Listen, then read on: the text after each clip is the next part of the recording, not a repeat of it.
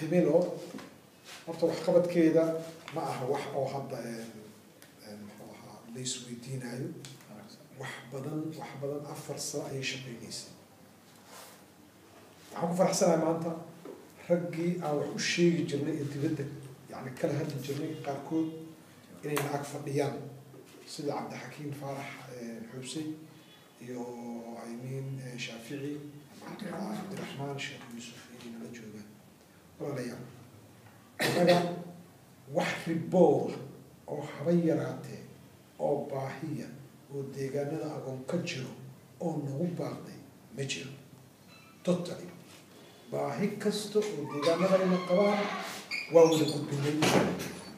waxaana gudbinay marxalado kala duwan laakiin su-aashu waxay tahay dadkii aan u gudbinay ma ka soo jawaabeen qaar way ka soo jawaabeen qaarna kamay ka soo jawaabeen tusaale ahaan inta badan marka laga hadlayo dugsiga garaash markay ugu yar tahay 20 riboor waa ka dul waxaan yani ku faraxnay ballanqaadii sameeyeen Mareykanka iyo Canada iyo inoo sameeyeen waxaan diyaarinay dhagax 10 iyo muxuu ahaa 5 kaarika ah oo gabdhaha agoontay lacag isku dardareen iyo dadkii gaadiidka wada oo beesha agoon inta iskaashadeen baabuurida agoon waxay sameeyeen shidaalkii iyo xamaaligii basay qaateen kiridii baabuurku iska reebay wixii oo wax intaasoo kaarika la tijiyay marka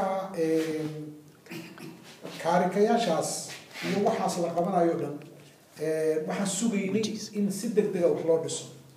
waxaan dhisnay waxaa la qabtay dhismayaal iskuulyo waxaa la qabtay dhismayaal dugsiyo waxaa la qabtay dhismayaal xeelad waxaa la qabtay waxyaabo badan maanta agoon wuxuu haystaa fursad dal iyo dibad meesha joogo fursadda markay soo marto waa laga faa'iidaystaa fursadda ugu weyn oo haysana waxaa weeyaan maanta baahida dadka ayna hayso wixii aan u qaba lahayn haddii aan wax isku soo darno waxaan haysanaa meel aan u gudbino oo sidaan u rabnay wax noogu qabanayso waa jimciyadda Himilo khayr allah siiye professor tuuxu iyo sheekh abuukar oo maanta naga maqan iyo qaalid cabdi odayaal waaweyn ay ka yihiin madaxjibaal ay ka yihiin wixii la yidhaah waxaan ha loo qabto dadkayna haba yaraatee meel yar lagama leexiyo siday yihiin ayaa loo qabtaa fursaddaasi horta in laga faa'iidaysta waa loo baahan yahay ثانيا waxaan u sheegaa agoonka dibadda joogo iyo agoonka dalka joogo guud ahaanba waxaan u sheegaa Himilo iskama laha dad yar iyo koox yar iyo wax samaysay iskama laha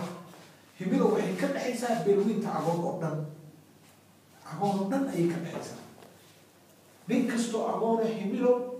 wuxuu u qabanayo iyo siduu wax u qaban karo iyo barnaamijku ku qaban karo diyaar loo leeyahay in lagu soo dhaweeyo inuu gacan qabto nala maamula nala arka nala sabray gareeya nala qiimeeya nala hagaajiya nala xisaabtama waxaan soo dhibtiin iyo waxaan ugu maqashay nala xisaabtama su'aalaha naga xishoodna jawaab anaga ka xishooday ثانيا baahiyaha jiro oo hadda walaalkii Shaafici taabanayo waxa kamid iskool degmada meesha la yiraahdo beer gadiid waxay u istaagtay inay noqoto degmo waxay u baahan tahay qaababkii degmada sida police isbitaal iskuul sare suuq aynin waxyaabihii xarumaha oo xarun maamul oo deegaanka waxaasoo dhan u baahan tahay ayaan dhaxdana maraan isbitaal weydiisanay koox dhalinyaro ah oo beesha kamida ayaa nala soo hadlay waxay yidhahdeen isbitaalkii annaga ayaa sabray garaynayno Himilo waxaan ka codsanaynaa isbitaalkaas inay ka jiifato annagaa diyaar waa inaan dhisno weli jawaab lagama hayo walaalayaal waxa weeyaan annaga ilaahay baa dadkayna wax noo baray haddaanan annaga u qumin cid kale u qumayso oo la sugaya ma laha deegaanadayna iskuulla ma laha way ku yar yihiin ardadayna wanakaan waxaa muhiim u ah wax kasta waxbarashada waxaa la rabaa dadkii in la tuso la baro xataa qaabka iskaashiga la wacyigeliyo oo wax loo sheego dadkii oo dhan diyaar u yihiin midda kale agoona waxaa tihiin dad haysto dhul barwaaqo ah misna ka baahan waxaa ayaan daraa dadkayna abaara qabato xoolahooda abaara qabato haddana haddii maamul fiican iyo nidaam iyo system ay helaan dadkayna abaarna arki maayaan xoolahoodana abaar arki maayaan hadda ka hor haddaanan qaldanayn barnaamij ayaa wuxuu soo jeediyey ninka la leeyahay ninka la yidhaahdo Bashiir macallin caalim in la yidhaahdo dibadda jiro anigu ma aqaanin wejigiisa laakiin qaraabada inuu yaan aqaanaa ninkaasi qorshe wuxuu soo jeediyey ah sidee laysugu xidhaa nolosha beeralayda iyo raacatada oo loogu beeraa loo beeraa dalag keyd u noqdo xoolaha xilliyada jilaalka barnaamij fiican waay xataa annaga markaas waxaan sameynay baxdi waxaan ogaanay caws la dhahayo suudaan garas caws la dhahaan oo 15 biri ku baxayo oo markasta la jarayo oo baxayo in oo keyd badan la geli karo inuu jiraan ogaanay qobrada noo sheegay laakiin barnaamijka dhulka lagu fulilayo waa haynaa dadka fuligu haynaa waa haynaa laakiin awey yaa maalgelinayo yaa uqumayo yaa diyaar waa marka walaalayaalo dadka dibadda jiro waxaan kala dardaarmayaa inay dadkooda iyo dalkooda wax u qabtaan berri mustaqbalkooda meeshay usoo noqonayaan waaye meeshayna hureen waaye dhul fiican ilaahay waa siiyey dadaa dhul saxara ah dhul ahaan ku sheeganayo annaga xagga dhulkaana waa dhul barwaaqa waa dhul beereed waa dhul xooleed waa dhul macaadin leh wax kasta uu leeyahay waxaad arki doontaan yarka amiin ninka la yidhaahdo sawiro iisoo duwaad arki doontaan ka arsan doontaan ninka la yidhaahdo shaafici waan ku faraxsanahay inuu soo sameeyo baxdigaas inkastoo meelo badan inuu taga ay ahayd haddana fursadda ay ku yareen marka waa sida beeraya maaloo kale dhulkeeda hadduu tegi lahay yukaanti maajidula siisa kara maaha dhul aada qodan maa waaye waxaan idin sheegaa weliba sisiray kuu sheegayaa dhulka beera yabaal waa deegaanka keliya oo buulo burte oo agoon ka degan degmada buulo burte tuulooyinka ka tirsan tuulada keliya oo agoon ka degan yahay waaye mar waxay leedahay dhul beereed iyo dhul xooleed oo webiga saaran mar kasto nimanka deegaanka nala ah lacagay gacanta ku wadaan waxay leeyihiin dadkii dhulkii aanan ka iibsano dadkii agoonkaa leeyaha beerihii dhulkaana ka iibsano boosaskii aanan ka iibsano degmada tuulada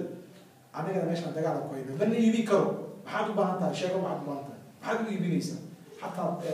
dhalinyarada deegaanka waa abaabulin inaan dhulkaasi gacanta laga diin waa dhul haddaad aragtiin carradiisa iyo deegaankiisa haddaad aragtiin dhul cajaa'iba waaye markaan fursad u helno waa idin soo musawiri doonaa dadka qaarkiina waxay ka arki karaan warbixinta aan kasoo bixinaynay dugsigii beeraya markaan dhisaynay deegaanka cajalada aan kasoo duubnay ay jirto taas ayaa xataa ka arki kartaa waan ku faraxsanahay inay ragga qaarkood dibadda loo yimaadaan hadalka dheerayn mayno waxaan codsanaynaa walaalaha oo dhan waxaan ka codsanaynaa dal iyo dibad waxa joogo Himilo waxay u taagan tahay inay dadkeeda u qidmayso ma aha hay-ada qandaraas ka qaadato ma aha hay-ad shirkada wax ku xiran yihiin ma aha hay-ad ganacsi maaha waa hay-ad u taagan dadka ay ka dhalatay inay si lilaahi oo daacada ugu qidmayso 4 sano la shaqaynayaa inta ka shaqayso hadda hawsha gacanta ku hayso hal nin oo mushaahid qaato oo Himilo shirka qaata male bal ayaga markasta lagu qoraa contributionada wax lagu socodsiinayo sida korontada sida internetyada sida muxuu ahaa waraaqaha sida wax lagu daabacayo barnaamijyada wax lagu soo diraayo ma ku jiraan barnaamijyadaas lacagta leeda ka qaado dadka dibadda wax ku soo diri leeyahay ma ku jiraan waxaa bixiyo inta ka shaqayso ayaa bixiso aan lagu qoraa qaaran waxaan aad ugu faraxsanahay u amaanaynaa in la yiraahdo Himilo haddaan nahay nin gudaha joogo oo la yiraahdo Cabdiqaadir Khaliif Sheekh Yuusuf waa ninka keliya dadka gudaha jooga loogu contribution fiican 3 bilood $50 ayuu ka siiyaa waxaan iskaga bixinaa internetka iyo korontada iskaga bixinaa aad buu ninkaas ugu mahadcelinaynaa walaalkeena Cabdiqaadir Khaliif Sheekh Yuusuf allah ku anfaco adduunka aakhira wasaqada soo ayuu bixiyaa marka allah ku anfaco adduunka aakhira ninkaas aad buu faraxsanaa waa ninka noogu qiimaha badan oo naga caawiyo maalintii oo isku qoray ilaa iyo maanta 4 sano ayuu bixiyo حتى أنا مرة كافر من الناس أسيا سو أسيا ما نوير وقالي سيدنا بلو الله ما تقولي وقال لو دوني ما خير الله يصير والسكور والوركة وراها معانا ونرجوك علينا ما شاء الله مركز توحيد بدك السودي لا يكون من بدي راح السودي لا يبغى وحدين تجينا خير وأكون هذا هذا هو محيوب بأحد واي كل كان موصى كي محوها وراكي وليه أقوله في عنه يصلح كل سلام كل سلاشة يشنتي أنا قلت إنه أقوله أيها رجي تقابل أيها دول كان سؤال كيسوه بوسي جيس تكبل لو الماشي اللي هذا كيلو إلى إثيوبيا أنا عربي يوسف أقول سعود ولا يوسف ولا سعود حتى أنا بحكي ولا على بدينا كاسات دولة إثيوبيا أنت الله شري أي أنت لو تعودي أي سوتري دولة إثيوبيا دار كابو كاس حرام يستوى ضد حق ولا بالكاس أي سوتري ما قال كل كي هو يسقي الله واصل متابع وضد برواقع وضد كيسو كولا مقيم الله يتصور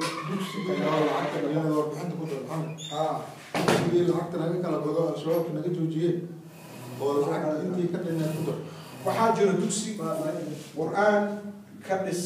كبس هنا مقالة بالوينة دوسي قاسي وحواي دوسي صار أيوة هاي مساجد عم كبسني وين وكبسني ماشي ديجان كبيشو بلطاي واللي يرادو راديركا أيام كبسني markaan masaajidka dhamaynay waxaan go'aansanay in aan dugsi ku darno dugsigii markaan diyaarinay dhulkii jeexnay bulukeetigii iyo carradii iyo wixii la dejinay oo dhismay bilaabayno ayaa dadkii markaas xukunka hayay waxayna yiraahdeen fadlan waxaan ka codsanaynaa inaad hay'adda dugsigan iyo iskuulka masaajidka dhisayso ay $5,000 oo sharciya keento haddii kala dhismaha la qabanay registration anagana ma haynaa $5,000 إلا هذا دوسي سيدي أيو بندد وياه ويجيب كذا داسين وحنا كعيو إسبدلين ما أنت دوسي جالس لا بكون يشم بغلا بسيسي اسمها جليسي هذا ما أنت شم كنا جليس شم كنا جليس ما بركي ويجي لنا إسبدلين قيمي يوم ويجي لنا إسود بدلين رفعان عطسانينا ولا راح عندي وحلا بحيسو دوسي جالس بلدوين إن لا دمست درعيان عطسانينا والله كلميو عايزين نروحوا للقوم يعملوا يومي بالعقد بحيث يبكر وتسكر خير الله سي وسلوينا السلام عليكم ورحمة الله وبركاته.